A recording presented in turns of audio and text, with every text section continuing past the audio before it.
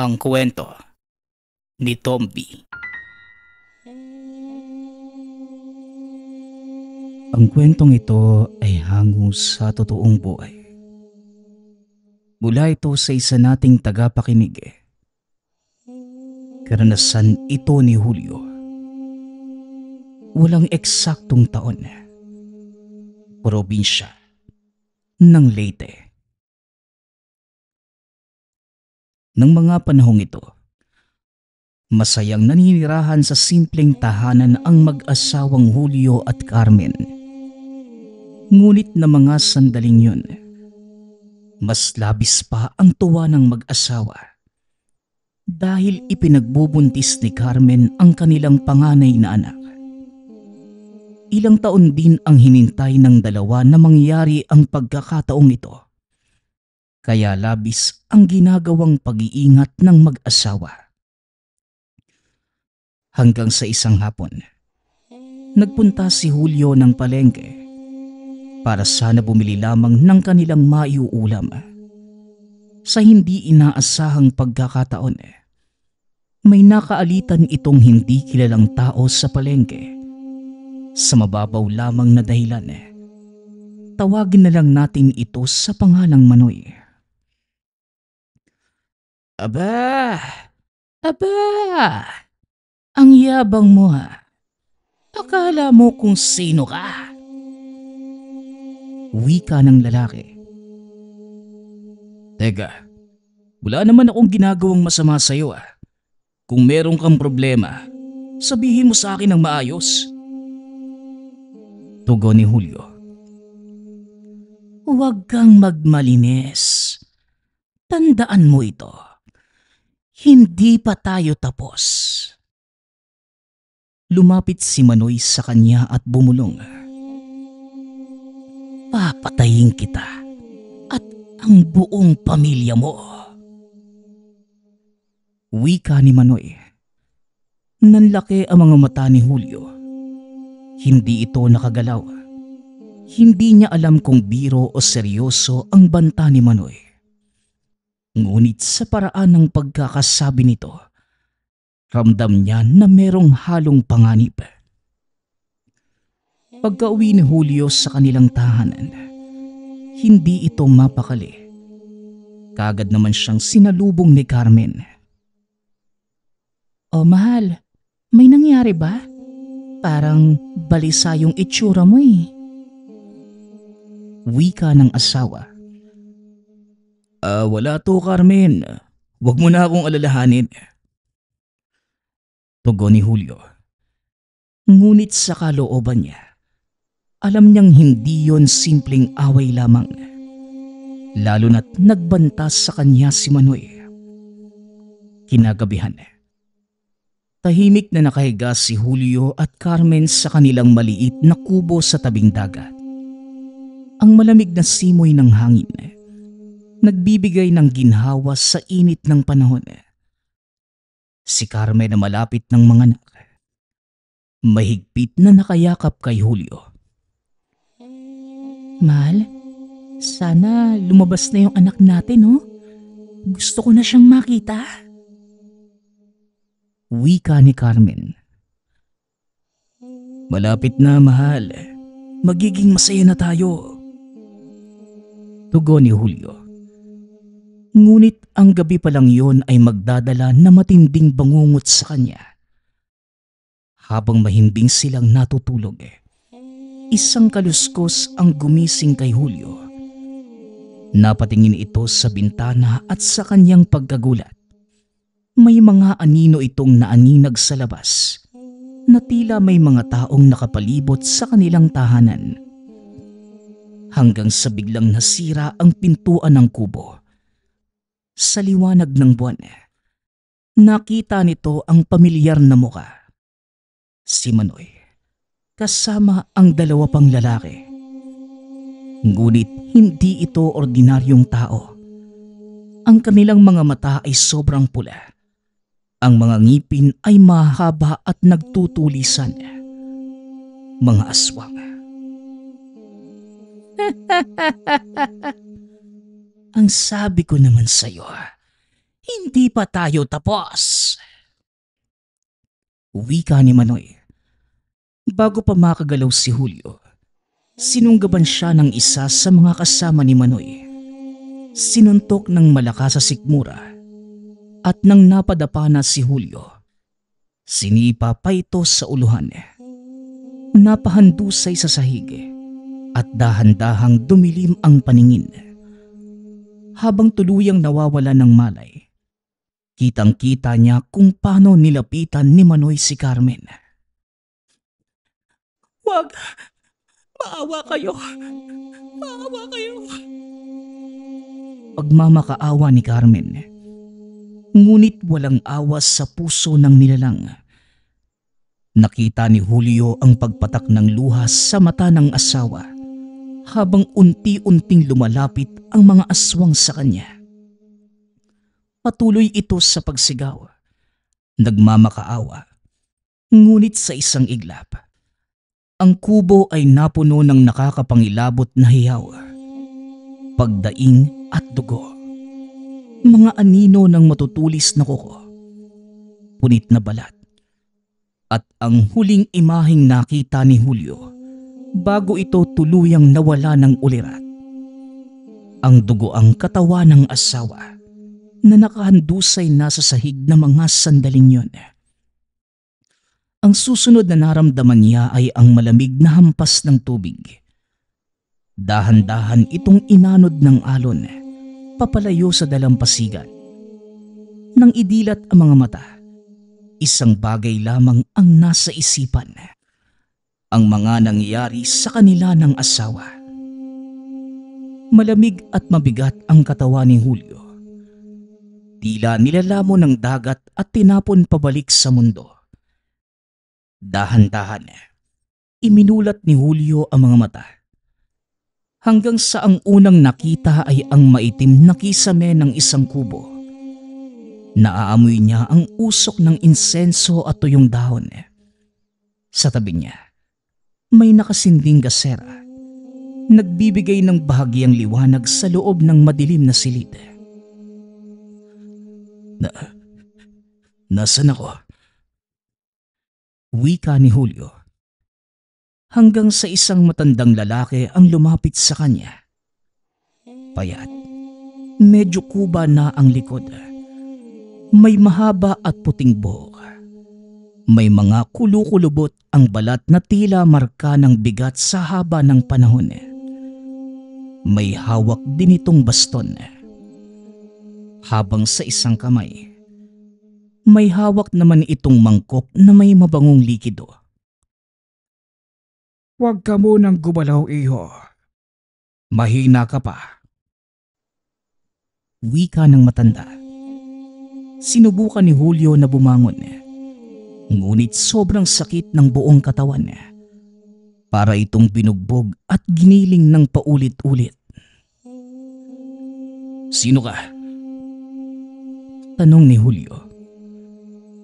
"Ako nga pala si Ricardo. Tawagin mo na lang akong Tatang Ricardo. Isa kong albularyo at nakita kitang inaanod sa dalampasiga. Halos wala ka nagbuhay na mga sandaling yon." Tugon ni Tatang Ricardo. Napatingin si Julio sa buong katawan. Balot ito ng mga dahon at puting tela.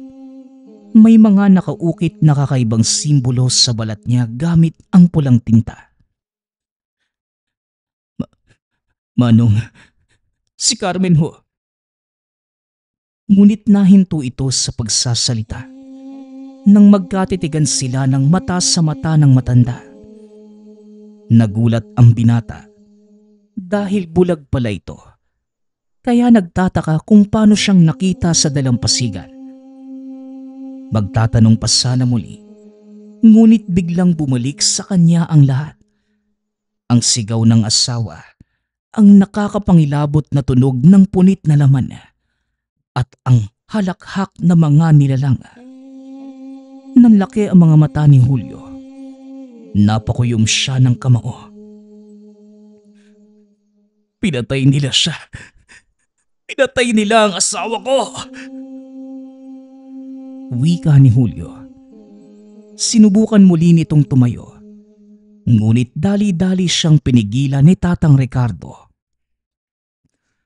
Huwag kang padalos-dalos, bata. At kung gusto mong mabuhay, kailangan mong pakalmahin ang iyong sarili. Wika ni Tatang Ricardo. Mabigat ang bawat paghinga ni Julio na mga sandaling yun. Nanginginig ang katawan, hindi sa sakit kundi sa matinding galit. Hindi ho ako pwedeng tumigil. Kailangan kong ipaghiganti ang asawa ko. Wika ni Julio. Huminga ng malalim si Tatang Ricardo. Saka naupo sa tabi ni Julio. Alam kong mabigat ang iyong pinagdaraanan. Pero kung haharapin mo ang mga halimaw na yon sa ganitong kalagayan, isa ka lamang patay na tao sa kanilang paningin. Wika ni Tatang Ricardo. Napatitig sa malayo ang matanda. Tila may kung anong iniisip. Kung gusto mo talagang lumaban, sige, tuturuan kita. Wika ni Tatang Ricardo. Kaya napatingin si Julio sa matanda. Teka, ano ho bang ibig niyong sabihin? Kahit hindi niyo po sabihin sa akin nakikita ko hong bulag kayo. Kaya paano niyo ako matuturuang lumaban? Tanong ni Julio. Napangiti si Tatang Ricardo. Tumingin ito sa kanyang mga mata ng makahulugan. Tandaan mo, iho, hindi lang ako basta albularyo. Isa ko sa mga natitirang mambabarang sa lugar. Ngunit ako, inilaan ang buhay sa pagtulong sa tao. Bukod sa panggagamot, isa din sa aking misyon ang patayin ang lahat ng mapaminsalang aswang. Kahit bulag man ako sa iyong paningin, nakikita at nararamdaman ko pa rin ang nangyayari sa paligid. Salaysay ni Tatang Ricardo. Nagliyab ang pag-asa sa dibdib ni Julio. Ito na ang simula ng kanyang paghihiganti. Sa loob ng maliit at simpleng kubo ni Tatang Ricardo, isinalaysay ni Julio ang sinapit sa kamay ng aswang. Ang malagim na insidente ng gabing yun, kung kailan inagaw sa kanya ang lahat. Habang nagsasalita, nararamdaman niya na parang muling bumabalik ang sakit at galit. Ngunit pilit niya itong nilulunok. Hindi siya makakaganti kung mahina ang kanyang kalooban. Tahimik namang nakinig si Tatang Ricardo. Nakapikit at tila iniintindi ang bawat salita ni Julio. Matapos ang kwento, huminga ng malalim ang matanda at tumango sa kanya. Mabigat nga ang dinanas mo, iho. At alam kong hindi matatapos ang sakit na yan hanggat hindi mo nakakamit ang hustisya sa pagkamatay ng iyong mag-ina. Wika ni Tatang Ricardo. Hindi lang hustisya ang gusto ko. Gusto kong burahin mismo ang lahi nila. At wala nang ibang dapat magdusa kagaya ng dinanas ko. Tugon ni Julio. Napangiti naman si Tatang Ricardo. Ngunit may bahid ng lungkot ang mga mata. Kung ganon, kailangan mong matuto at magbago. Hindi sapat ang tapang at galit para labanan ang mga nilalang na yan. Kailangan mong humigop ng talino, bilis, at lakas mula sa tinatawag ng karamihan na lihim na karunungan. Tugon ni Tatang Ricardo. Gagawin ko ho ang lahat kahit ano. Basta wala ng pamilya o taong makakaranas kagaya ng naranasan ko. Muling wika ni Julio. At dito na nagsimula ang bagong buhay ng binata. Sa ilalim ng gabay ni Tatang Ricardo, Sumailalim si Julio sa isang mahigpit at mabigat na pagsasanay.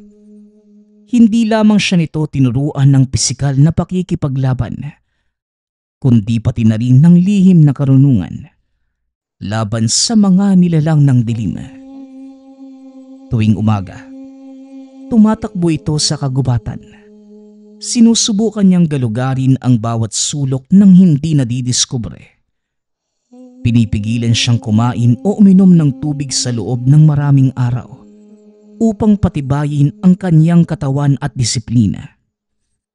Natutunan din niyang gumamit ng iba't ibang sandata, katulad ng balisong, itak, sibat at kahit mga baril. Ngunit higit sa lahat, natutunan niya ang mga orasyon, mga sinaunang dasal at ritual upang protektahan ang sarili laban sa mga aswang. Sa ilalim ng buwan, nakaupo ito sa harapan ng apoy. Hindi iniinda ang init. Inuusal ang mga dasal na itinuro sa kanya. Unti-unti niyang nararamdaman ang enerhiyang bumabalot sa katawan. Nagpapalakas sa kanya sa paraang hindi maipaliwanag ng karaniwang tao. Minsan sa isang malalim na gabi, natanong niya si Tatang Ricardo habang nagsasanay sila sa harapan ng isang puno. "Tatang, ano ho ba talaga yung mga aswang? At bakit pa sila nabuhay sa mundong ito?" Tanong ni Julio. Hindi mo na kailangang malaman ng sagot diyan.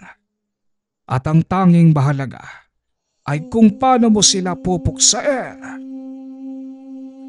Tugon ni Tatang Ricardo. Napangiti na lamang si Julio. At sa paglipas ng maraming taon, naging dalubhasa siya sa pakikipaglaban at sa lihim na karunungan. Wala na ang dating si Julio na mahina at walang laban. Para sa kanya, isang bagong mandirigma ang isinilang. At ngayon, oras na para bumalik. Oras na para maghigante. Matapos ang mahabang panahong pagsasanay, sa wakas, dumating din ang araw na matagal nang hinihintay ni Julio. Habang naglalakad sa gilid ng palengke upang bumili ng ilang kagamitan, may isang pamilyar na boses ang umalingaw-ngaw sa kanyang pandinig. Kaagad niyang nilingon ang pinagmumula ng tinig. Dito niya nakita ang taong minsan ang nagpabagsak sa kanyang buhay. Si Manoy.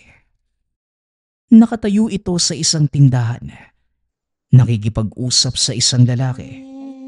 Bagamat nagbago na ang anyo ni Julio ng mga oras na yon, mas matikas, mas malakas at mas matapang. Hindi naman nagbago ang mukha ni Manoy. Ang tusong ngiti, ang matatalim na mga mata, isang halimaw na nagtatago sa katawan ng tao. Nanlalamig ang katawan sa galit, ngunit pilit niyang pinigilan ang sarili. Hindi niya ito maaaring atakihin ng walang plano. Sinundan niya si Manoy nang hindi nito namamalayan. Lumusot sa makikitid na eskinita, lumakad sa ilalim ng dilim, hanggang sa nakita niya ang tinutuluyan nito. Isang lumang bahay sa liblib na bahagi ng baryo. Hanggang sa dumaan pa ang ilang oras, mula sa malayo, pinagmasdan niya ang paligid ng bahay. May ilang nakabantay. Mga tauhan ni Manoy na malamang ay katulad din niyang aswang. Mabilis siyang bumalik kay Tatang Ricardo at sinabi ang mga natuklasan. "Alam ko na kung nasan siya nakatira. Oras na para tapusin to." Wika ni Julio. Tumango lamang si Tatang Ricardo. Ni hindi ito nagulat. Tila matagal nang hinihintay ang sandaling yun. Alam kong darating din ang araw na ito. Pero bago ang lahat, ikaw ang tatanungin ko, Julio. Handa ka na ba? Tanong ni Tatang Ricardo. Matagal na ho akong handa. Tugon ni Julio nang walang pag-aalinlangan. Makikita ang ngiti sa mukha ng matanda. Natutuwa ito sa pinapakitang tapang ng binata. Hating gabi, nang magsimula silang kumilos, magaan ang mga yapak habang papalapit sa bahay ni Manoy. Bitbit ni Julio ang matalim na kris mula sa matanda. Habang si Tatang Ricardo naman, hawak ang isang maliit na bote na may likidong kumukulo. Isang anting-anting laban sa mga nilalang. Nang malapit na sila sa tahanan, pinakalma ni Julio ang kanyang sarili para hindi maramdaman ng mga kalaban ang kanyang presensya. Hindi ito simpleng pag-atake lamang. Ito ay katuparan ng kanyang paghihigante. Nakatayo sa labas ang dalawang bantay. Bago pa sila makasigaw, mabilis na lumusot si Julio sa anino at sa isang maliksing paggalaw, ginilitan niya ng lalamunan ang isa gamit ang hawak na patalim. Habang yung isa naman ay sinubukang tumakas, binato niya ang sandata sa kalabang papatakas. Tinamaan niya ito sa sentido at humandusay sa lupa. Hanggang sa pumasok na sila sa loob. Sa sahig, sa dingding, sa hangin, ramdam nila ang presensya ng aswang. At doon, sa gitna ng madilim na silid, nakaupo si Manoy. Ni hindi ito nagulat. Sa halip, gumiti lamang ng nakakaloko habang unti-unting tumatayo.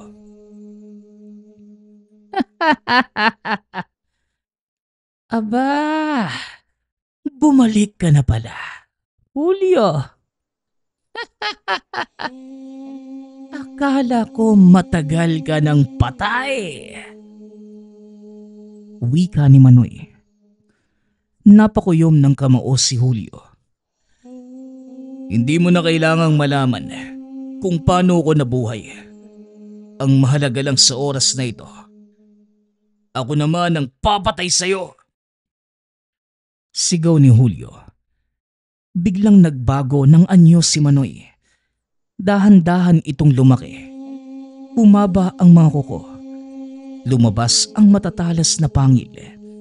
Ang itim na mata nito ay naglaho at napalitan ng pulang liwanag.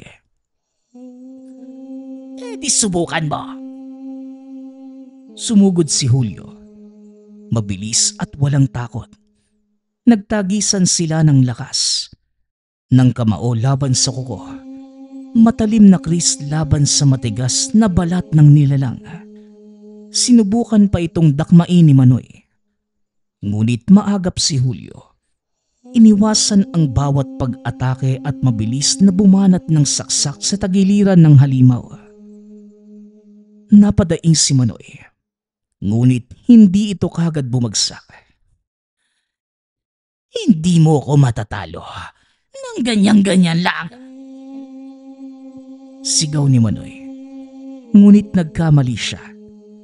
Mabilis na inilabas ni Tatang Ricardo ang bote na may orasyon at binuhos ito kay Manoy. Napasigaw ang nilalang. Umalingaw-ngaw sa buong bahay ang nakakapangilabot na hiyaw nito. Samantala, hindi pinalampas ni Julio ang pagkakataon. Sa isang malakas at huling pag-atake, itinarak niya ang sandata sa dibdib ni Manoy. Isang malalim at walang pag-aalinlangan na saksak. Lahat ng ito ay para sa asawa kong si Carmen. Tumigil ang katawan ni Manoy. Dahan-dahang nanghina ang nilalang. At sa huli, bumagsak ito sa lupa. Wala ng buhay. Hindi gumalaw si Julio. Tinignan lamang niya ang bangkay ng pinakamalupit na kaaway. Ramdam niya ang ginhawa sa buong katawan. Ngunit alam niya na hindi pa ito ang katapusan. Marami pang katulad ni Manoy na nagtatago sa dilim. Kaya ipinangako niya sa sarili ng araw na yon. Nasisimulan na niyang hanapin sila. Matapos mapatay si Manoy, inakala ni Julio na bumalik na ang katahimikan ng buhay. Ngunit isang araw, pagkabalik sa kubo ng matanda, isang nakakakilabot na tanawin ang bumungad sa kanya. Si Tatang Ricardo na nagligtas at nagturo sa kanya ng lahat. Wala ng buhay. Nakabulagta ito sa sahig. Puno ng dugo ang buong katawan. Malalim ang mga sugat. Tila pinira-piraso ng matatalim na kuko. Ang kanyang mga mata ay nanlilisik pa rin. Tila ipinaglaban ang sarili ngunit hindi nagtagumpay. Sa tabi nito, may nakaukit sa sahig. Isang kakaibang simbolo na hindi pamilyar kay Julio. Napakuyom ito ng kamao. Tatang Ricardo, sinong may gawa nito? Sigaw ni Julio sa loob ng kubo. Ngunit katahimikan lamang ang sumagot sa kanya. Nanginginig sa galit. Umakbang ito palabas ng kubo. Hindi niya hahayaang manatili ang nilalang na gumawa nito sa kanyang maestro. Mula ng gabing yun, sinimula ni Julio ang kanyang paghahanap. Sa mga sumunod na linggo, isa-isa nang naglaho ang mga aswang sa lugar. Sa bawat anino, sa bawat sulok ng madilim na kagubatan, nagmamasid lamang si Julio. Nag-aabang. Handang umatake sa sandaling matunton ang halimaw na pumatay kay Tatang Ricardo. Sa unang pagkakataon, nakatagpo nito ang isang itim na engkanto, isang uri ng elemento na nagpapakita bilang mga anino o itim na nilalang. May katangkaran din ito, may pulang mga mata, mabilis kumilos sa gitna ng kadiliman. Ngunit sa halip na umatras, sinugod ito ni Julio. Hawak ang kanyang kris na isinausaw sa langis ng niyog at dasal. Inatake niya ito ng sunod-sunod. Bagamat likas na malakas ang mga itim na engkanto, hindi ito makalapit sa kanya. Hindi mo ko matatalo, tao. Wika ng itim na engkanto. Ngunit gumiti lamang na nakakaloko si Julio. Hindi ako basta tao. Wika ni Julio. Mabilis itong lumusot sa ilalim ng halimaw at sinaksak sa tagiliran. Napasigaw ang itim na engkanto sa sakit. At nang bumagsak ito sa lupa, hindi na nag-aksaya ng oras si Julio. Isang huling hiwas sa leeg at kagad itong nalagutan ng hininga. Ngunit para kay Julio na mga oras na yun, hindi pa yun sapat. Sa isa pang gabi ay may nadinig siyang sigaw mula sa isang kubo. Pumasok siya nang hindi nag-aalinlangan at nadatnan ang isang manananggal. Isang nilalang na lumilipad at hati ang katawan. Ang kalahati nito ay nasa labas, nakatayo sa lupa, habang ang pang-itaas na bahagi ay lumilipad sa ere. Sa kanyang harapan, isang pamilya ang nagtatangkang tumakas. Kaya walang pag-aalinlangan si Julio. Hinugot niya ang kris na nasa lagyanan, na ibinabad sa katas ng bawang at kagad ibinato. Tumama ito sa pakpak ng manananggal, dahilan upang bumagsak ito sa lupa. At sino kang tampalasang ka? Hindi sumagot si Julio. Lumapit ito sa nakahandusay na nilalang. Kinuha ang ibinatong kris. Pinagtataga ang nilalang. Sa isang iglap ay naputol ang ulo nito. Nagtakbuhan ang mga tao palabas ng mga tahanan. Pinagmamasdan si Julio. Ngunit sa halip na matakot sa kanya, nakita niya sa kanilang mga mata ang pag-asa. Isang bagay na matagal nang nawala sa baryo. Sa kabila ng lahat ng pagpatay, hindi pa rin niya natutukoy ang tunay na salarin. Alam niyang may isang nilalang na mas matalino, mas tuso, at mas malakas sa mga napatay niya. At hindi ito titigil hanggat hindi niya ito natatagpuan. Sa huling gabing yon, umarap si Julio sa madilim na langit. Sa kanyang kamay, hawak niya ang kris na ibinigay sa kanya ni Tatang Ricardo. Patuloy pa rin itong hinahanap ang nilalang na pumatay sa matanda. Tandaan mo, isang araw mahanap din kita at pagsisisihan mo ang pagpaslang mo kay Tatang Ricardo. Wika ni Julio sa sarili. Malamig ang gabi. Ang hangin ay puno ng pangungulila at puot. Sa gitna ng kagubatan, tahimik na nagmamasid si Julio. Alam niyang hindi pa tapos ang laban. Ang baryo ay patuloy pa ring ginugulo ng mga nilalang. At ngayong gabi, may panibago na namang mabibiktima. Maliban na lamang kung mauunahan niya sila. Sa isang lumang kubo sa dulo ng baryo, isang pamilya ang mahimbing na natutulog. Hindi nila alam na may nakasilip na sa bintana. Isang balbal. Isang aswang na mahilig kumain ng laman ng tao. Maitim ang balat nito. Mahabang kuko. At naninilaw na dila na patuloy dumidila sa kanyang matulis na pangil. Nakangiti pa ito ng nakakaloko na lumundag papasok ng bahay. Ngunit bago pa ito makarating sa higaan, isang mabilis na anino ang sumugod mula sa madilim na sulok ng silid. Sa isang galaw, sinaksak niya ang balbal gamit ang matulis niyang itak. Diretso sa likod nito. Napadaing ang nilalang. Ngunit hindi pa tapos si Julio. Sinaksak niya itong muli. Sa balikat, sa tagiliran at sa leeg. Tumitilamsik ang dugo sa sahig, sa dingding, maging sa kanyang muka. Pakiusap. Wag mo kong patay. Ngunit hindi nakinig si Julio. Inabot niya ang panga ng halimaw. Pinilipit ito at gamit ang buong lakas ng bisig. Isang malutong na tunog ang nadinig niya. Naputol ang leeg ng balbal. Tuluyan itong bumagsak sa lupa. Nanginginig pa ang buong katawan. Ngunit hindi pa tapos si Julio. Hinugot niya ang kris mula sa bewang. Mabilis na binalata ng nilalang. Isa-isa itong natanggalang balat. Iniwan itong hubad ang madugong laman sa ilalim. Hindi ka na muling makakakain ng tao. Wika ni Julio.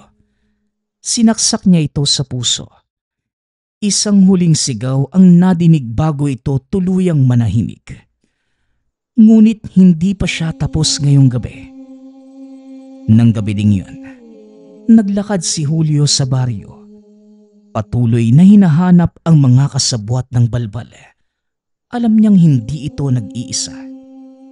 Hindi naman nagkamali ang binata. Sa isang tagong kuweba sa loob ng gubat, nadinig niya ang mahihinang bulong. Mga boses na tila nag-uusap tungkol sa kanilang susunod na biktima. Dahan-dahan itong lumapit. Mula sa anino, natanaw niya ang tatlong aswang. Nakapalibot sila sa isang katawan ng hayop. Patuloy lamang sa paglapas sa kaawa-awang nilalang. Itinaas niya ang kanyang baril. Isang lumang revolver na hinulmas sa pilak at binasbasa ng dasal. Hindi ito pangkaraniwang bala. Nilublob ito sa dugo ng babaeng usa. Isang sangkap na nakakamatay sa mga nilalang. Isa sa mga aswang ang tinamaan sa ulo. Sabog ang bungo nito. Tumilapon pa ang utak sa lupa. Napatayo naman ang dalawa na nagngangalit. Ikaw, papatay kita! Wika ng aswang. Ngunit ngumiti lamang si Julio sa kamuling humakbang papalapit. Di subukan nyo. Sumugod naman ang isa. Naglabasan ang mahaba nitong kuko. Ngunit mabilis si Julio. Umiiwas at sinunggaban ang braso ng aswang. Binali ito hanggang sa tumunog ang malutong na pagkaputol ng buto.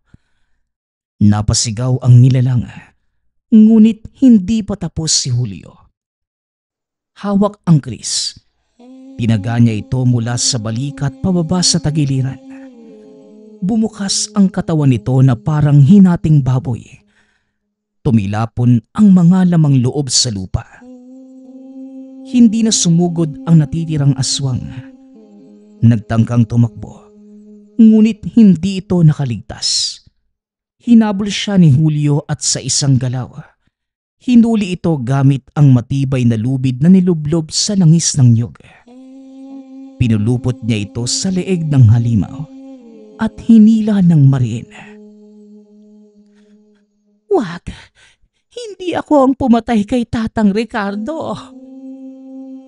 Huminto si Julio. Nakangiti ng nakakaloko.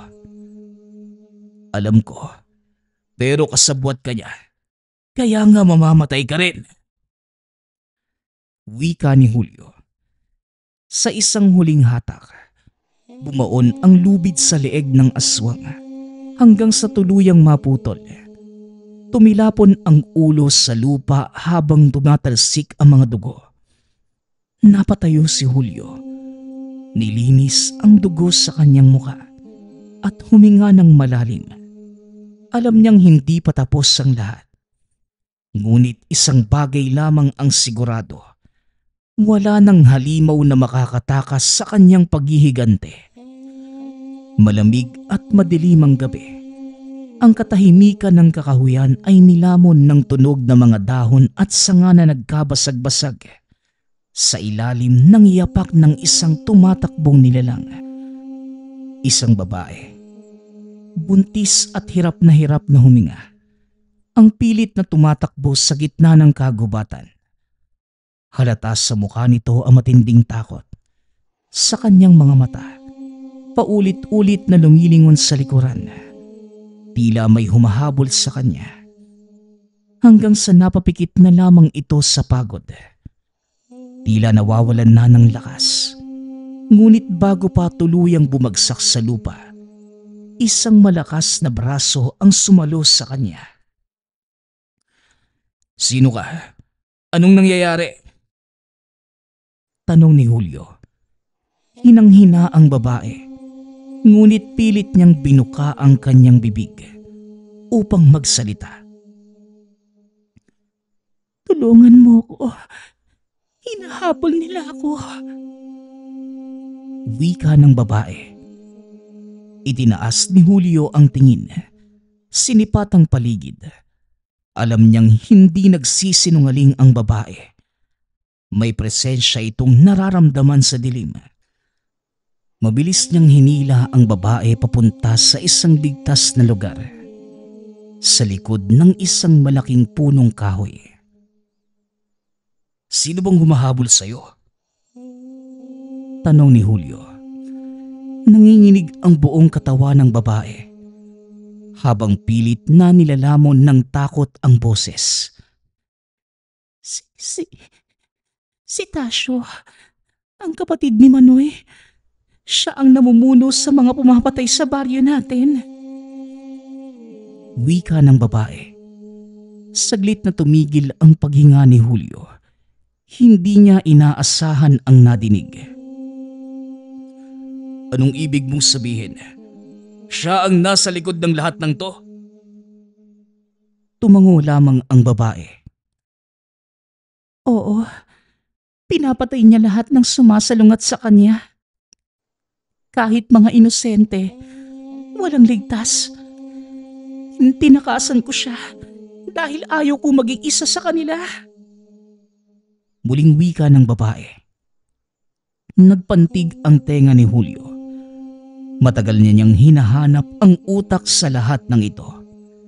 Ang pumatay kay Tatang Ricardo, ang sumisira sa kanilang baryo. At ngayong natukoy na niya ang tunay na salarin, wala na itong atrasan. Maniwala ka sa akin, Marie. Ipaghihiganti kita. Ipaghihiganti ko ang lahat ng pinatay niya. Wika ni Julio. Kaya ng gabing yun, inihatid ni Julio si Marie sa isang ligtas na lugar. At kinabukasan, nagsimula na itong maghanda para sa kanyang huling laban.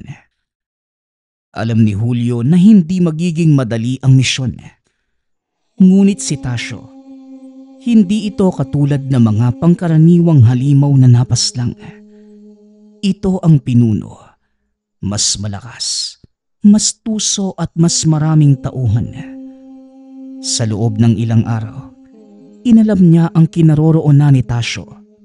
Sa tulong ng ilang natirang matatandang albularyo sa baryo, nalaman niyang nagtatago ito sa isang lumang bahay na bato sa gitna ng kagubatan.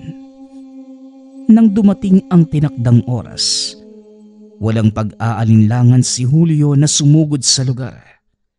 Dala niya ang kanyang kris at isang baril na may pilak na bala.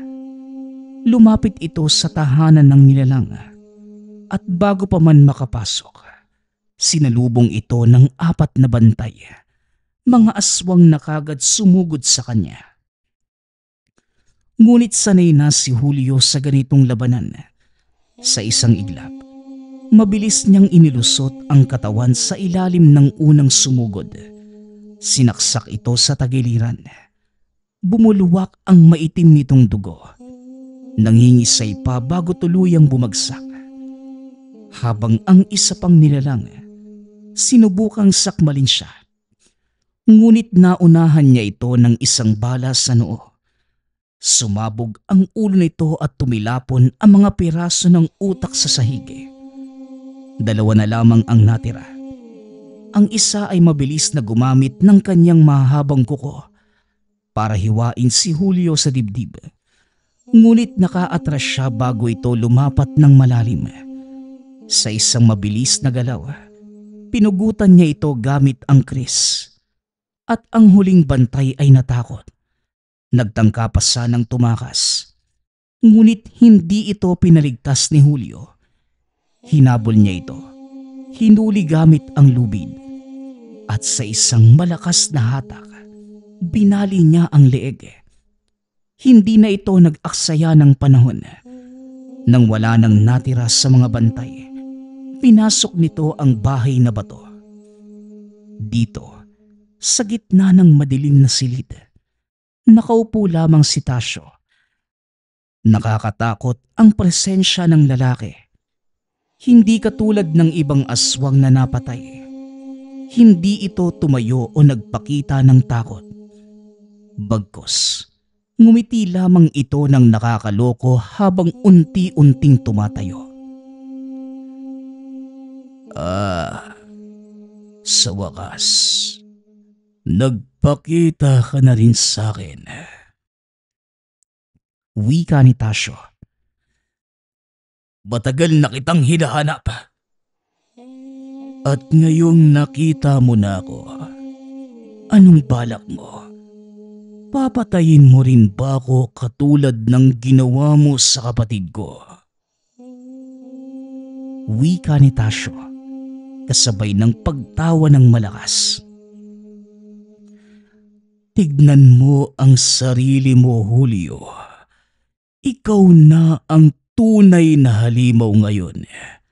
Hindi ba't pareho na lang tayo?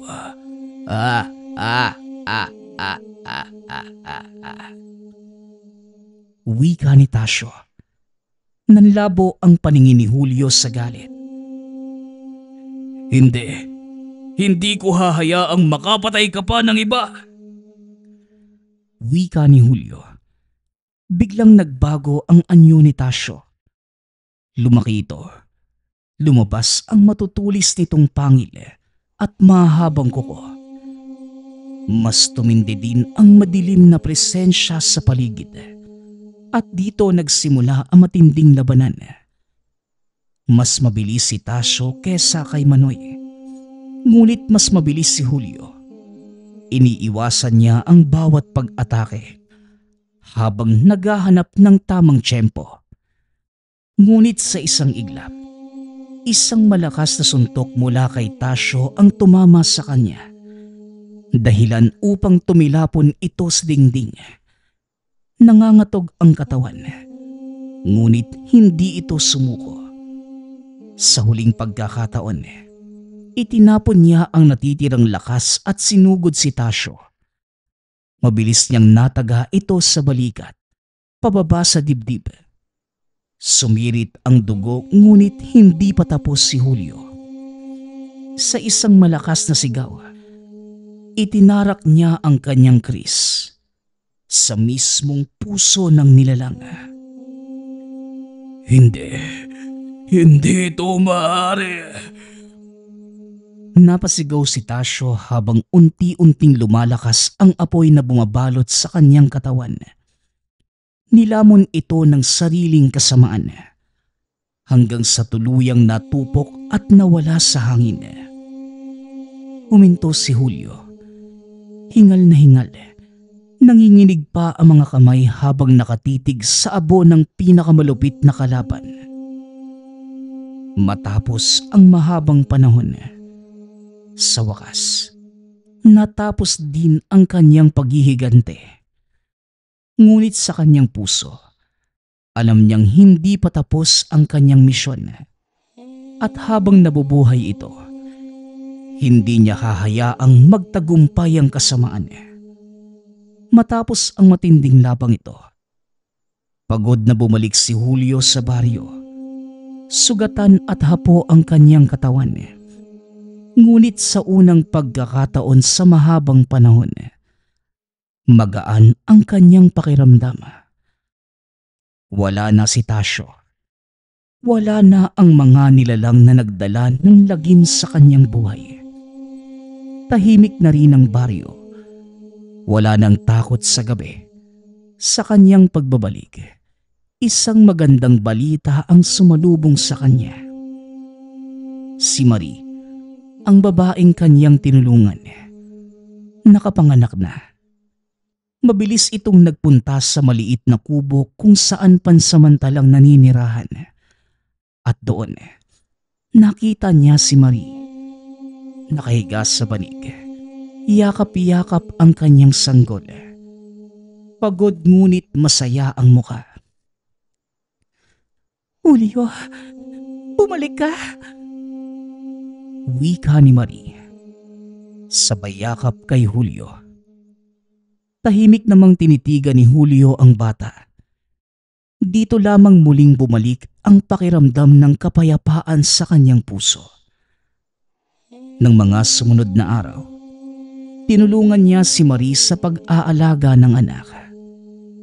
Unti-unti nilang binuo ang buhay na sinira ng mga nilalang. Muling nagkaroon ng kulay ang kanilang paligid. Muling nakabangon ang baryo. At habang lumilipas ang panahon, lalong lumalim ang kanilang samahan. Hanggang sa isang araw, hindi na lang basta paninindigan ang dahilan ng pananatili ni Julio kay Marie, kundi pag-ibig. Sa dulo ng laban, sa dulo ng lahat ng paghihigante, natagpuan ni Julio ang isang bagay na matagal na niyang nawalay sa kanyang buhay. Ang pagmamahal at pamilya. Ngunit alam ni Julio na hindi pa ito ang wakas. Ngunit bago lamang simula sa yugto ng kanyang buhay. Nagpapasalamat nga pala ako sa lahat ng sumusuporta sa ating channel. Nawa ay patuloy niyong suportahan at pakinggan ang ating mga kwento. Hanggang sa muling pakikinig. Paalam.